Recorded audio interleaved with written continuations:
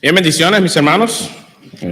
Es un grato placer siempre poder compartir la palabra de Dios con el pueblo de Dios. Yo quiero pedirle que una vez más se pongan sobre sus pies para que imploremos a nuestro Dios que nos hable hoy a nuestras vidas y que, como siempre, es nuestra oración que nosotros podamos salir distintos de la manera como nosotros entramos en esta mañana.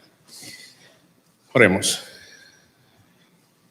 Qué bueno, Padre, es poder nosotros cantar tus promesas, de saber de que tú no nos dejarás, aún en el lugar más bajo, más oscuro donde nosotros podamos estar. Ahí tú nos encuentras. Qué bueno es saber que tú has encontrado a muchos que están aquí hoy, presente en esta mañana. Cuando andaban alejados de ti, cuando eran tus enemigos, tú los llamaste por tu gracia, por tu bondad y por tu misericordia, y les diste una esperanza viva, les diste una razón verdadera por la cual vivir. Y yo te ruego de manera especial en esta mañana, mientras nosotros compartimos como iglesia, no dos iglesias porque no las hay, sino una sola iglesia, como hermanos en Cristo, que podamos nosotros disfrutar de este tiempo de comunión. Y si hay algo, Padre de los cielos, que debe ser resuelto entre cualquiera de nuestros miembros, que hoy sea el día, Padre de los cielos, en que el perdón y la liberación pueda llegar a los corazones de estos hermanos. Habla hoy a nuestras vidas por medio de tu palabra. Que tu Espíritu Santo me esté guiando en todo momento a poder proclamar tu palabra con integridad y con sencillez para que el pueblo pueda entender. Pedimos una vez más que el Espíritu nos asista en esta mañana y que abra nuestros corazones, que abra nuestros sentidos para escucharte a ti. Son favores que te pedimos en el nombre de nuestro Señor y Salvador Jesús. Amén. Pueden sentarse, mis hermanos.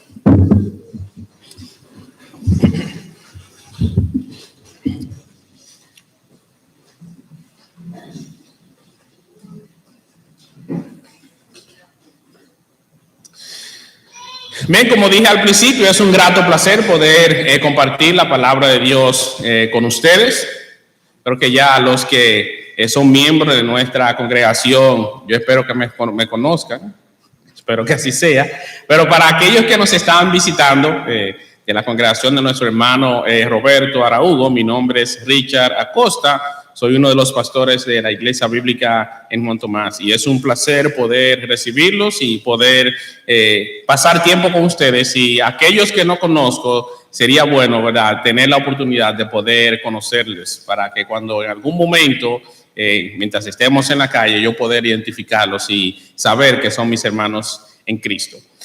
Yo quiero que vayan por favor conmigo a Tito capítulo 2, los versos desde el 11 hasta el verso 15. Tito capítulo 2, los versos desde el 11 hasta el verso 15. Es la porción que nosotros vamos a estar tratando de compartir en esta mañana. Al principio, cuando estaba por decidir qué compartir con la iglesia, siempre que hay momentos de comunión, hay un texto usualmente muy citado, muy conocido, que por lo regular las personas tienen la expectativa de que es de eso que se va a compartir. De hecho, se encuentra en los Salmos. ¿Qué Salmo sería ese? Salmo 133, pero no es Salmo 133 que vamos a compartir, aunque las verdades que se encuentran ahí son verdades famosas que debemos todos reconocer y aplicar a nuestras vidas. Es bueno es el hecho de tener comunión, pero no vamos a hablar de este Salmo. Lo interesante es cómo este verso o esta porción se me quedó pegada en la semana todo el tiempo. De hecho, esto fue más motivado por mi niña Naomi, o Nanao, como yo le digo. Ella cada vez que venía de la escuela me citaba el verso que ellos estaban memorizando, que de hecho es Tito 2, 11 al 15. Los estudiantes de nuestro centro que están aquí deben poder citarlo. Porque ya... al 12 solamente, ya me están corrigiendo. Bueno, no es hasta el 15, solamente 11 y 12. Ellos lo conocen. Y yo quiero pedirle a los niños, por favor, los que se lo saben, que se pongan de pie y que lo reciten para nosotros. Tito 2, 11 al 12. Los niños se pueden parar, por favor, y vamos a recitar estos dos versos a la cuenta de 3. 3.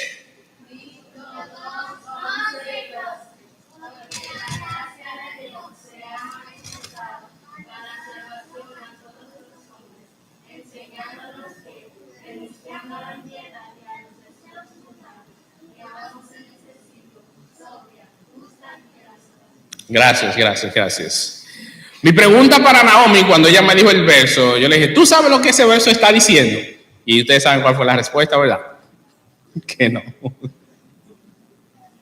Pero por lo menos lo tiene memorizado y eso es buen inicio.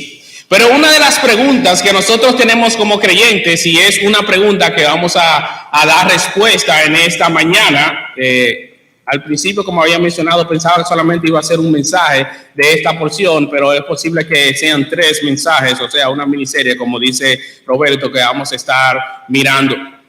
Pero una de las grandes preguntas que el creyente tiene, por lo regular, aquellos que ya son creyentes de larga data o aquellos que por primera vez se convierten, hay una pregunta que ellos siempre se hacen. ¿Cómo se supone que yo debo vivir ahora? ¿Cómo se supone que yo debo vivir ahora, verdad, que la gracia de Dios me ha alcanzado? ¿Cómo se supone que yo debo vivir? Es una vida diferente, que de hecho hay expectativas de que sean así, y es así, pero ¿cómo se supone que yo debo vivir? ¿Cómo se supone que el cristiano, el creyente, aquel que ha entregado su vida a Dios, cómo se supone que debe vivir en este mundo?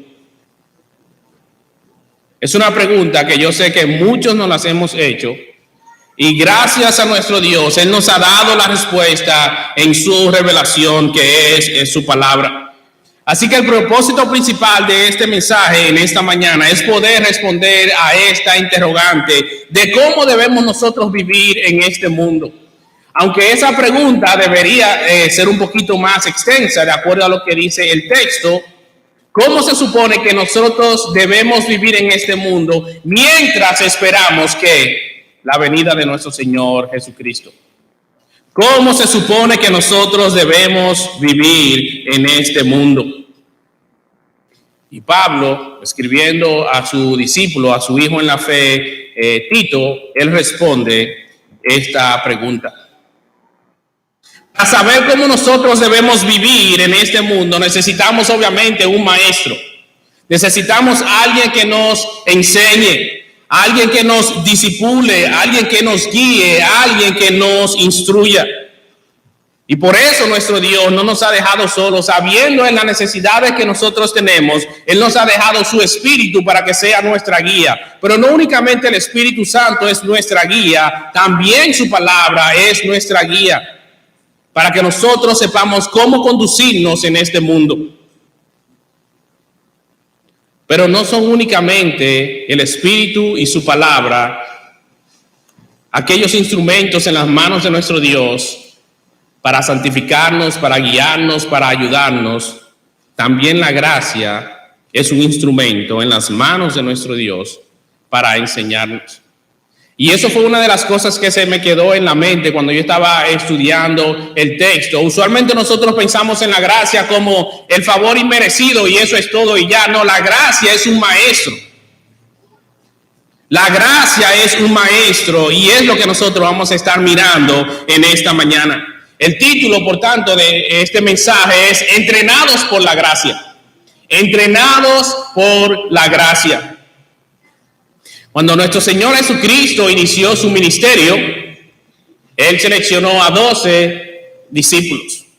Y durante un periodo de 3 años, ¿qué hizo Él? Los discipuló, los entrenó, porque ellos tenían una tarea que hacer luego que Él ascendiera a los cielos.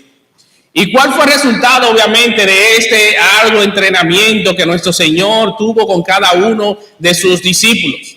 Lo hizo muchas veces el entrenamiento en manera conjunta, a veces con 1, a veces con 2, pero siempre tomó la oportunidad de entrenar y enseñar a sus discípulos, porque ellos tenían una gran responsabilidad luego de su partida.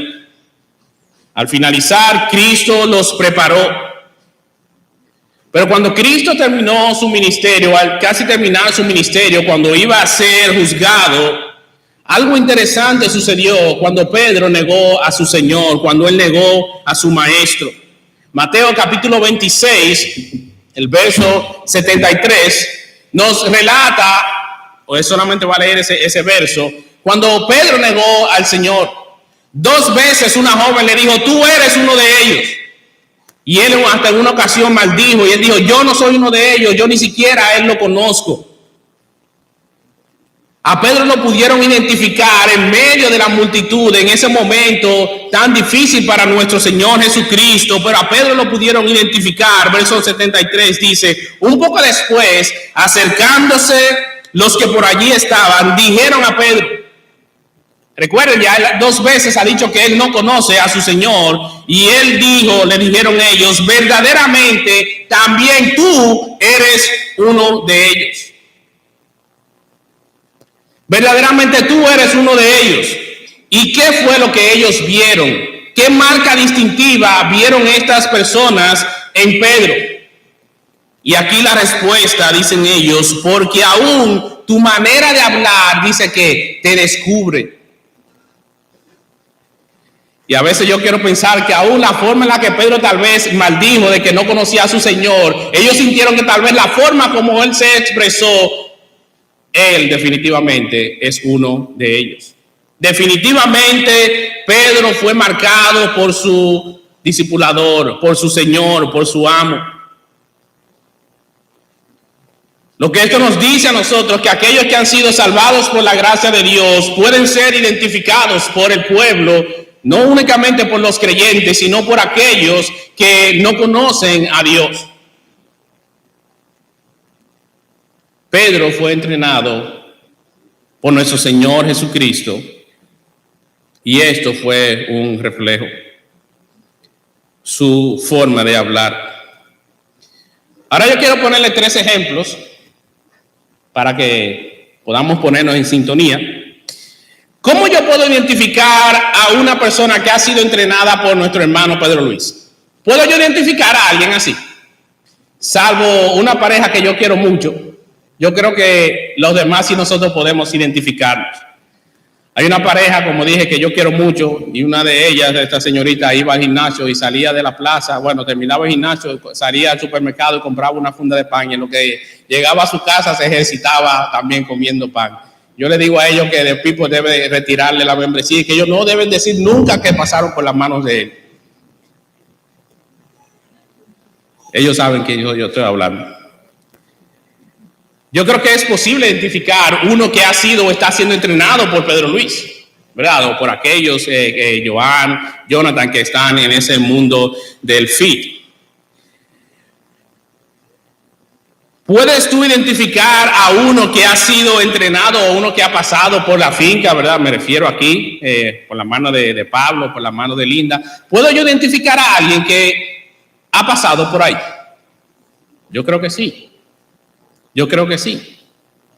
Pero los demás ejemplos tal vez se le hace un poquito muy difícil tal vez de concretizar, pero este sí es un ejemplo que yo sé que la mayoría va a conocer. ¿Cómo ustedes saben que Yanko es mi discípulo? Krishna. ¿Está por ahí Krishna? ¿Cómo saben ustedes que Yanko es mi discípulo? Él tiene más carne en su casa que yo en la mía. Yanko es un vegetariano en recuperación. Hay formas de tú identificar a aquellos que están siendo entrenados. ¿Cómo puedo yo identificar a uno que ha sido entrenado por la gracia? Vamos a dar un poquito del contexto en el que el apóstol Pablo, ¿verdad?, le escribió a su hijo en la fe, Tito. ¿Dónde estaba Tito en ese momento? ¿Y por qué fue que Pablo escribió? Como habíamos mencionado al inicio, Tito era un discípulo del apóstol Pablo. Pablo era como su padre en la fe. Así que luego de que Tito había sido entrenado, Pablo le deja una tarea especial para que él hiciera en Creta. Y yo quiero que vayan conmigo, por favor, al capítulo 1. el verso 4 hasta el 6. Versos 4 hasta el verso 6. Él dice a Tito, verdadero hijo en la común fe, gracia, misericordia y paz de Dios Padre y del Señor Jesucristo nuestro Salvador. Y él dice, por esta causa te dejé en Creta para que corrigieses lo deficiente y establecieses ancianos en cada ciudad, así como yo te mandé. El que fuere irreprensible, marido de una sola mujer y tenga hijos creyentes que no estén acusados de disolución ni de rebeldía. Él es claro, específico en qué es lo que Pablo quiere que Tito, su discípulo, haga ahora que ya él no está en medio de ellos. Te dejé en Creta para que corrigieres lo que estaba deficiente. Las cosas que necesitaban ser corregidas, las cosas que necesitaban ser arregladas. Y en cada ciudad, Tito tenía la responsabilidad de nombrar ancianos en cada una de las iglesias. Era parte de este orden al cual Pablo se estaba refiriendo. Pero no únicamente esa era la única responsabilidad que Tito tenía como encargo de parte del apóstol Pablo, sino más bien que él tenía que corregir con la verdad a los falsos maestros que estaban obviamente en estas ciudades. Él tenía que exhortar con la sana enseñanza y convencer, como dice el apóstol Pablo más adelante en otros versos, a los que contradicen. Él debía de reprenderlos, y Pablo utiliza esta palabra, él dice, repréndelos duramente para que sean sanos en la fe.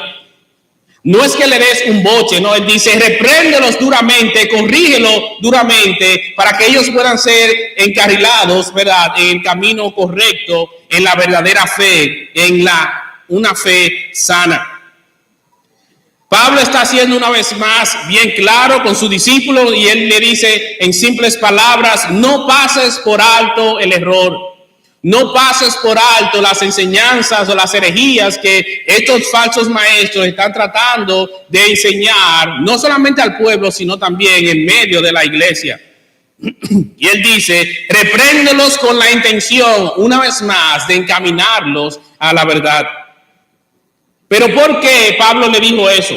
Porque las falsas enseñanzas tienen consecuencias. Exponerse a falsas enseñanzas tiene consecuencias. Exponerse a maestros que no hablan la verdad, eso tiene consecuencias y muchas veces consecuencias eternas. Por eso es importante, mis hermanos, nosotros conocer la verdad del evangelio. Por eso es importante nosotros tener el mismo espíritu de los hermanos de Berea. No importa si lo dijo el apóstol Pablo, ellos revisaban si lo que él decía era verdad en las escrituras. No se queden únicamente con lo que ustedes escuchen, investiguen, comprueben que así sea. Pero él dice, porque los falsos maestros están arruinando familias enteras. Había una situación y el apóstol Pablo se dio cuenta de eso, porque estas falsas enseñanzas estaban arruinando, dice él, familias enteras cuando enseñaban o cuando vivían de una manera contraria a lo que el evangelio dice. No solamente estas familias o estos falsos maestros dañaban a familias enteras por sus enseñanzas, por la doctrina que ellos estaban obviamente proclamando en ese momento, pero también la forma de vivir. También la forma de vivir era contraria a lo que Dios decía en su palabra. Así que los falsos cristianos están arruinando a muchas iglesias también, porque están vestidos como ovejas, pero realmente no lo son lobos.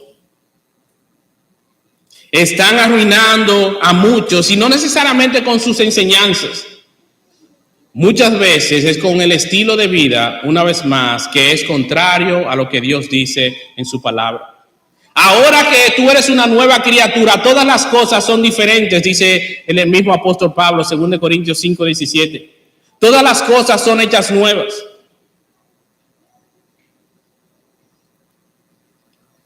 El apóstol continúa instruyendo a su hijo en la fe y él le dice cómo identificar a esos falsos maestros, esos falsos tal vez apóstoles en ese momento. Y él dice, observa sus acciones y observa su vida. Tú quieres identificar a uno que es falso, él dice, observa sus acciones y observa su vida. Pero yo quiero hacer un paréntesis aquí bien sencillo, y es el siguiente. Cuando nosotros hablamos acerca de estas cosas, de evaluar nuestras vidas, analizar nuestras vidas, comúnmente, cuando escuchamos mensajes como estos, pensamos en lo que están a nuestra periferia, lo que están a nuestro alrededor. Pero no, yo quiero que tú te enfoques en ti. No pienses en nadie más. Y si el pensamiento llega, pídele a Dios y a su Espíritu que no, que tú quieres pensar en ti. Es en ti ahora. Observa sus acciones, observa su vida. Dice el apóstol Pablo al final del verso 1, el capítulo 1, verso 16, dice que ellos profesan conocer a Dios, pero con los hechos que lo niegan. Y él dice, son abominables, rebeldes, reprobados en cuanto a toda buena obra. No se trata de tú profesar únicamente. Vive de acuerdo a esto que tú has profesado. Profesan conocer a Dios, pero con sus hechos lo niegan. Dice él, son abominables, rebeldes, incapaces de hacer lo bueno. En simples palabras, son hipócritas y fingidores. Eso es lo que muchas veces algunos son. Hay una canción, no recuerdo si es de los 80, los que son más antiguos, los que tienen un poquito más de vida, tal vez lo pueden identificar. Es una canción que escribió La Lupe, creo que era mexicana, me corrigen en caso de conocer así, pero era una cantante, ¿verdad? Y ella tenía una canción que se hizo muy famosa, y la canción se llamaba, o tenía por título, Lo tuyo es puro teatro. Dice, lo tuyo es puro teatro, y una parte de esta canción dice, falsedad bien ensayada, un estudiado simulacro. Eso es lo que muchos que profesan ser creyentes son. Hipócritas, fingidores, mentirosos. El apóstol Pablo, describiendo o citando a uno de los profetas de los cretenses, donde Tito estaba viviendo, miren cómo él describía a estas personas. Uno de ellos, no el apóstol Pablo, sino uno de ellos, dice, los cretenses siempre son mentirosos, malas bestias, glotones perezosos. Así describía uno de sus profetas a su pueblo. Y es en medio de esta sociedad, en medio de este pueblo, que Tito estaba llamado a corregir lo deficiente. Una tarea obviamente nada fácil tenía Tito por medio del encargo que el apóstol Pablo le había dado. En medio de esta sociedad es donde la iglesia tenía que brillar. Ahí es donde la iglesia tiene que brillar. Donde hay mayor oscuridad, la iglesia de Cristo debe de brillar. Y cuando hablamos de la iglesia, todos sabemos que no estamos hablando de un edificio. Estamos hablando de las vidas cuando nosotros salimos de aquí. Estamos hablando de brillar cuando nosotros estamos en nuestros trabajos. Estamos hablando de brillar cuando nosotros estamos aún en medio de los estudios universitarios. Estamos hablando de brillar con nuestros matrimonios. Es ahí donde la iglesia tiene la responsabilidad de brillar. Aquí adentro es fácil ser creyente. Es ahí afuera. Por eso Pablo una vez más le dice a su discípulo, tú debes ser diferente, tú debes ser distinto. Pero tú, dice él, Pablo, hablando a Tito, pero tú habla con lo que está de acuerdo con la sana doctrina. Dales tú el ejemplo. Y cuando enseñes, hazlo con integridad y con seriedad. Sé tú el ejemplo. A veces nosotros le tenemos más temor al hombre que no puede hacer nada contra ti que el temor a Dios. A los jóvenes muchas veces bloquean a los pastores de los estados para que no vean lo que las ovejas están haciendo. Me puedes dejar bloqueado, a mí eso no me importa, pero Dios, a quien un día tú tendrás que darle cuenta, Él te ve. Él te ve. En medio de una sociedad entonces torcida, una sociedad totalmente depravada, tú debes ser diferente, debes vivir de manera distinta. Una sociedad donde vemos que todo va de mal en peor, y créanme, yo sé que lo que Tito estaba pasando en ese momento era difícil, pero yo creo que ahora es totalmente más difícil. Escuchando tal vez cuáles son el tipo de canciones que son aberraciones realmente, lo que nuestros jóvenes están escuchando. Y vamos realmente de mal en peor, de mal en peor. Pero aún así, nuestro llamado es tú sé un ejemplo y sé diferente, sé luz en medio de la oscuridad. Vivir una vida intachable para que nadie tenga nada malo que decir de los hijos de Dios. Tito pudo cumplir con la responsabilidad que el apóstol Pablo en ese momento le había dado con este encargo. En medio de esta sociedad torcida, depravada, glotones, mentirosos, falsos, Tito fue un ejemplo para esa sociedad. Y el llamado para nosotros hoy día no ha cambiado. El llamado para nosotros hoy día, para los que vivimos aquí en Juan Tomás, no ha cambiado para ti. Vive de manera distinta a las personas del mundo. Sea que tú vivas aquí en Juan Tomás, Villamella, donde quiera que tú vivas, vive de manera distinta a como vive el mundo. Mientras yo venía en el camino, pensaba en algo que por costumbre aquí se ha hecho en medio de los cristianos. Muchos tienen tenían, otros tienen todavía, la costumbre de andar con sus Biblias. Eso es bueno. Pero no hay un mandato bíblico que te diga a ti que tú tienes que andar con una Biblia física. Perfecto, si lo haces, no hay problema. Pero las personas no quieren verte a ti andar con una Biblia. Ellos quieren ver que lo que esa Biblia dice, tú andes de acuerdo a ella. Eso es a lo que nosotros estamos llamados a vivir.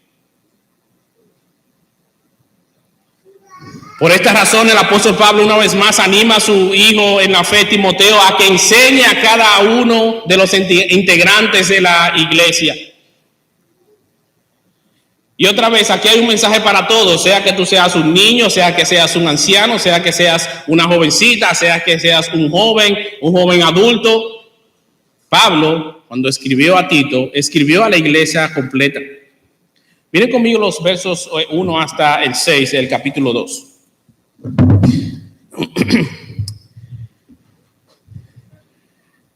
Pero tú habla lo que está de acuerdo, verso 1, con la sana doctrina, que los ancianos sean sobrios, serios, prudentes, sanos en la fe, en el amor, en la paciencia. Así deben vivir los ancianos. Las ancianas, entonces, dice él, asimismo sean reverentes en su porte, no calumniadoras, no esclavas del vino, maestras del bien, que enseñen a las mujeres más jóvenes a amar a sus maridos y a sus hijos. Esa es y era la responsabilidad de las ancianas. A ser prudentes, castas, cuidadosas de su casa, buenas, sujetas a sus maridos, y oigan esto, para que la palabra de Dios no sea blasfemada. Exhorta a sí mismo a los jóvenes, escuchen entonces, a que sean prudentes. Y si tú como joven quieres ser prudente, nosotros tenemos un libro en las Escrituras, en el Antiguo Testamento, 31 capítulos, uno para cada día, para que tú aprendas a ser prudente, para que tú aprendas a ser sabio. Y ese libro es el libro de Proverbios. Los versos 9 hasta el verso 10. Exhorta a los siervos, aquellos que son empleados en este contexto ahora. Enseña a los siervos que se sujeten a sus amos, que agraden en todo, que no sean respondones. no defraudando, sino mostrándose fieles en todo, para que en todo, escuchen esto, y me gusta esta frase que él así lo dice, para que en todo adornen la doctrina de Dios, nuestro Salvador. Tú puedes adornar la doctrina de nuestro Dios o las enseñanzas de nuestro Dios por la forma en la que tú cumples con la responsabilidad que a ti te compete. Estamos hablando una vez más de las enseñanzas. Y no quiero, por favor, que se olviden de cuál es el propósito de este mensaje. Solamente lo estamos poniendo en contexto. ¿De qué le tocó a Tito vivir en ese momento? Ahora sí, vamos a nuestro verso principal, el capítulo 2, los versos 11 hasta el verso 12. Y como había mencionado, no vamos a verlo por completo, sino más bien vamos a tratar de contestar por lo menos esta primera pregunta. ¿Cómo se supone que debemos vivir en este mundo? Los versos 11 en adelante. Porque la gracia de Dios se ha manifestado para salvación a todos los hombres, enseñándonos que renunciando a la impiedad y a los deseos mundanos, vivamos en este mundo o en este siglo sobria, justa y piadosamente. Verso 13. Aguardando la esperanza bienaventurada y la manifestación gloriosa de nuestro gran Dios y Salvador Jesucristo, quien se dio a sí mismo por nosotros para redimirnos de toda impiedad y purificar para sí un pueblo celoso, un pueblo propio, celoso de buenas obras. Esto habla, exhorta y reprende con toda autoridad, y dice al final que nadie te menosprecie.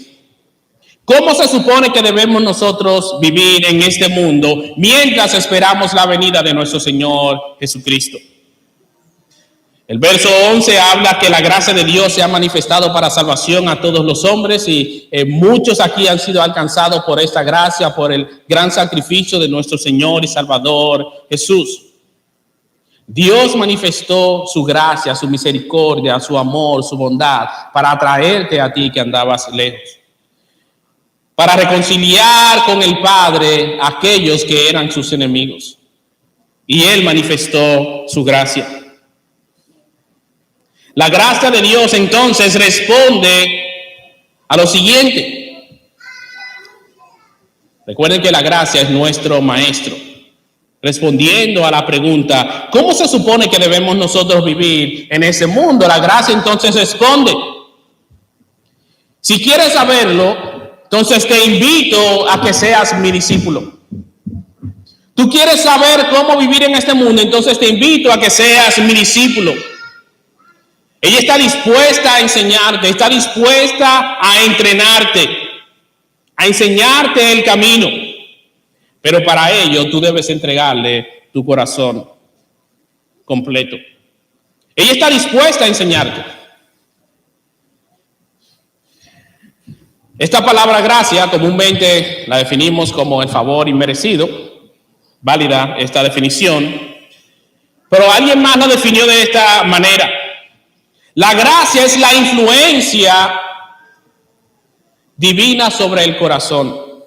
Es la influencia divina sobre el corazón. Es la obra de Dios en el corazón del hombre. Y esa obra que Dios está haciendo en el hombre no se queda en lo interno, sino que dice él que es un reflejo en la vida o se refleja en la vida. Es una obra que comienza en el interior, pero sus reflejos, sus resultados se ven en la vida exterior. En otras palabras, la gracia lo que hace en lo interno, una vez más, es reflejado en lo externo, en la forma de vida, actitudes, muestra de compasión, amor, perdón, misericordia, benignidad. Todas estas cosas son un fruto de la obra de la gracia de Dios en nuestras vidas. Una vez más, ¿cómo se supone que nosotros debemos vivir? Si es la obra de Dios en nuestros corazones y eso debe producir un cambio en nuestras vidas, ¿cómo se supone que nosotros debemos vivir? La gracia entonces nos enseña que nosotros debemos vivir en este mundo rechazando la impiedad. Esa es la primera enseñanza que nosotros podemos obtener de estos versos. La gracia nos enseña que debemos rechazar la impiedad. Recuerda que esa es tu pregunta. ¿Cómo yo debo vivir en este mundo? Bueno, aquí la respuesta nos enseña que debemos vivir rechazando la impiedad. Aquí hay dos cosas. Primero, la gracia nos enseña. Y lo segundo nos dice que debemos nosotros, luego de ser enseñados, rechazar aquellas cosas que son impías. La gran maestra entonces nos dice que renunciemos a la impiedad y que también la evitemos. No solamente recházalo, sino también evítalo. Hay cosas que tú puedes rechazar, pero muchas veces te quedas en el mismo lugar exponiéndote. Y él dice, no, rechaza estas cosas. Rechaza estas cosas, pero también evítalo. Tú puedes cambiar de lugar. En ocasiones, mis hermanos, que algunos que piensan o trabajan en los call centers y muchos dicen que eso no es un ambiente para el cristiano, ahí es donde tú debes de brillar. No es que te vayas, es que tú brilles en medio de la oscuridad. Y si que por alguna razón tú crees que vas a caer, entonces que evítalo y sal de ahí. Las Escrituras dicen que nosotros debemos resistir a Satanás. ¿Pero de qué cosa debemos nosotros huir? ¿Qué dicen las Escrituras? De las... ¿Qué lo dijo? De la fornicación, de las tentaciones. Huye de estas cosas. Y como alguien dijo, ellas son más fuertes que el diablo. Huye de estas cosas. ¿Cómo se supone que nosotros debemos vivir rechazando la impiedad, los deseos mundanos? Ella nos enseña la gracia a decir no a la impiedad. Nos enseña a no vivir en contra de Dios, porque esto es la impiedad. Es vivir en contra de Dios. Es tener un estilo de vida que es contraproducente, un estilo de vida que es contrario a lo que Dios enseña en su palabra o lo que la gracia nos está enseñando. El que es impío vive en contra de Dios. Hace las cosas que no son de agrado a Dios. El impío dice en su corazón no hay Dios y para él eso es darle rienda suelta a las cosas que él quiere hacer. Y la gracia, nuestra maestra, una vez más nos llama a que no hagamos las cosas malas que este mundo hace. Ella dice enseñándonos que, y esta palabra tiene el siguiente sentido, o tiene en mente lo siguiente: es como un padre entrenando a su hijo. Es como un padre entrenando a su hijo. Y este entrenamiento tiene diferentes etapas. Lo hace por medio de un proceso, obviamente, de entrenamiento. Primero lo enseña, luego lo alienta, necesita corrección, necesita disciplina. Y es lo mismo que Dios hace por medio de su gracia. Cuando no andamos bien, ¿qué hace nuestro Padre? Él nos disciplina. Él nos disciplina. Y la gracia de Dios hace exactamente lo mismo para nosotros. Nos enseña, nos alienta, nos corrige, nos disciplina, nos amonesta, para que nosotros vivamos de acuerdo al patrón que Dios ya ha establecido. Hablamos también acerca de la impiedad. Dice que debemos rechazar la impiedad y los deseos mundanos, y solamente estamos mirando la parte de la impiedad. Él dice que por implicación esta palabra tiene que ver con la maldad, perversidad. Es uno que no respeta lo sagrado. En otras palabras, no respeta a Dios y nada que tenga que ver con Él. No honra a Dios, sino más bien que lo deshonra. Las Escrituras hablan acerca de los impíos como aquellos que están separados de Dios. Y la impiedad, entonces, es la condición de estar contaminado por el pecado. Es el estar contaminado por el pecado, vivir de la misma forma que el pecado nos invita a nosotros a hacerlo. Ser impío, entonces, es actuar de manera contraria a la naturaleza de Dios. Es oponerse Activamente, no pasivamente, es oponerse activamente a Dios en desobediencia o tener un desprecio irreverente por Dios. Eso es la impiedad. Eso es vivir como un impío. Alguien lo definió de la siguiente manera. La impiedad puede definirse como un estilo de vida que no toma en cuenta a Dios, ni su voluntad, ni su gloria, ni la dependencia de Él. Lo voy a repetir una vez más. Es definido como un estilo de vida que no toma en cuenta a Dios, ni su voluntad, ni su gloria, ni la dependencia de Él. Yo soy mi propio Dios. Así es como vive el impío. ¿Cómo se supone que debemos nosotros vivir? Nuestra maestra, la gracia, nos enseña primero que debemos rechazar la impiedad. Esta invitación del mundo para que nosotros hagamos lo que nosotros queramos, para que nosotros seamos nuestros propios ídolos. Tantos consejeros que encontramos ahora en las redes sociales o influencers. Quiérete a ti mismo.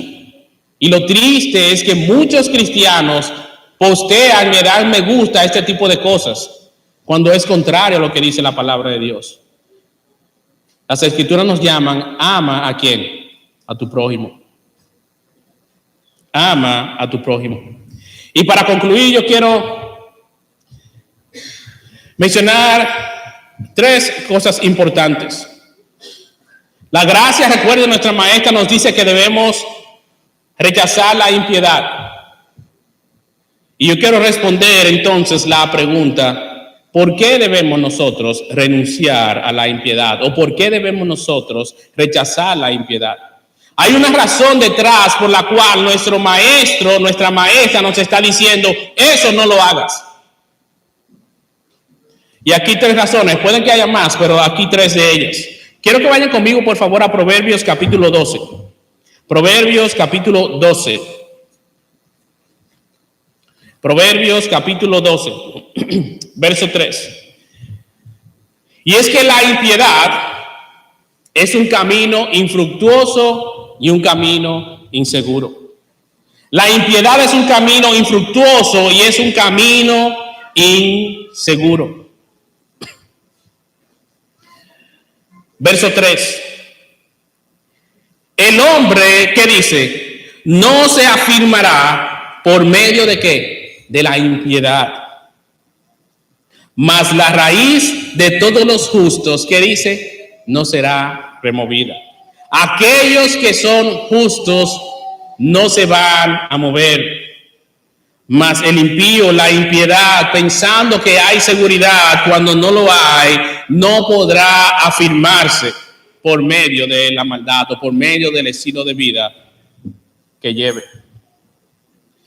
Ahí mismo, un capítulo más adelante, capítulo 13, verso 6 de Proverbios, la impiedad no solamente vimos que es un camino infructuoso, no tiene frutos, es un camino inseguro, pero lo tercero, la impiedad te arruinará la vida. Y yo quiero específicamente hablar a los jóvenes. Los mayores no es que no tienen tentaciones, pero mayormente a los jóvenes. La impiedad te arruinará la vida. Tú puedes pensar que mientras tú estás gozando en el mundo, eso es verdadera felicidad. No lo es. Te estás destruyendo. Proverbios 13:6 dice el proverbista, la justicia guarda al de perfecto camino, mas la impiedad, dice, trastornará ¿el qué? Al pecador. Trastornará al pecador. En la Nueva Versión Internacional dice, la justicia protege al que anda en integridad. Y nuestro texto principal habla acerca de la justicia, que es una protección. Pero la maldad, una vez más, arruinará al pecador. Y nosotros todos sabemos lo que es una persona que está totalmente arruinada, un desbaratado, un descacarado. Así es. Y si hay palabras mayor que se puedan describir, cítenla ustedes. Pero te arruinará la vida. Y no solamente esta vida que es transitoria. Y si Dios no te encuentra, entonces te arruinarás para vida eterna. Ese es el camino de la impiedad. Es ahí donde ella te está llevando. Y como último, la impiedad no solamente es un camino infructuoso, inseguro, la impiedad te arruinará la vida. Y como último, esto traerá sobre ti la ira de Dios. Romanos capítulo 1. Romanos capítulo 1. Pareciera como que el apóstol Pablo escribió Romanos capítulo 1 en estos tiempos. Solamente vamos a leer el verso 18. Porque la ira de Dios se revela desde el cielo. ¿Contra qué dice el texto? ¿Contra qué? ¿Contra alguna? No, contra toda que impiedad e injusticia de los hombres que detienen con injusticia la verdad. Si tú quieres enfrentar la ira de Dios, entonces sigue viviendo impíamente. Si tú quieres tener el castigo de Dios sobre ti y las consecuencias que esto puede traer eternamente, entonces sigue viviendo una vida desordenada. Pero esta no debe ser nuestra realidad, mis hermanos. Esto no debe ser nuestra realidad. Y yo quiero que una vez más vayan conmigo a nuestro texto principal para que nosotros terminemos en esta mañana. Esto puede sonar tal vez difícil de hacerlo. De hecho lo es. Pero con nuestra maestra, la gracia, caminando de la mano de ella, nosotros podemos vivir en este mundo justa, sobria y piadosamente. Eso es lo que nos dice las Escrituras. Finalizando estos versos, nos habla acerca de la segunda venida de nuestro Señor Jesucristo, el verso 13. Él dice, lo que Él hizo, quien se dio a sí mismo por nosotros para redimirnos, para comprarnos, para limpiarnos de toda maldad, para purificar para sí un pueblo apartado para Él. De hecho, eso es lo que es la iglesia, un pueblo que ha sido comprado con la sangre de Cristo, apartado para que pueda vivir para su gloria y su honra. Mis hermanos, así como Pablo escribió a Tito para que Tito corrigiese lo que estaba deficiente en esta sociedad y tal vez en la iglesia, el llamado es lo mismo para nosotros hoy. Corrige lo que está deficiente en tu vida. Para aquellos que son creyentes, puede ser que tú estés viviendo en contra de Dios. Corrige lo que está deficiente. Pero aquellos que no conocen a Dios, tu situación aún es peor. Porque la ira de Dios está sobre ti. Y Dios te invita a que hoy tú aceptes ese regalo tan precioso que es el regalo de la salvación. Para que tú puedas con seguridad, una vez más, para que tú puedas con seguridad decir que tú morarás en los cielos con Él. Yo quiero tomar por lo menos 2 minutos o 1 minuto. Y ahí donde tú estás sentado, yo quiero que tú ores a Dios. Y como yo le había dicho al principio, yo no estoy predicando esto para que tú estés pensando en que esté a tu alrededor. Es para ti. Analiza tu vida. Corrige lo que está deficiente. Recuerda que el camino de la impiedad es inseguro, es un camino infructuoso, te arruinará la vida y sobre todas las cosas la ira de Dios estará sobre ti.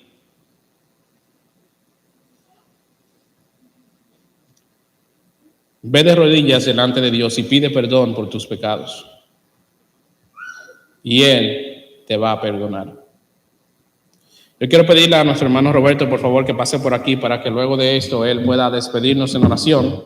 Tienen un minuto para que ahí donde estás puedas orar a Dios y ponerte a cuentas con Él.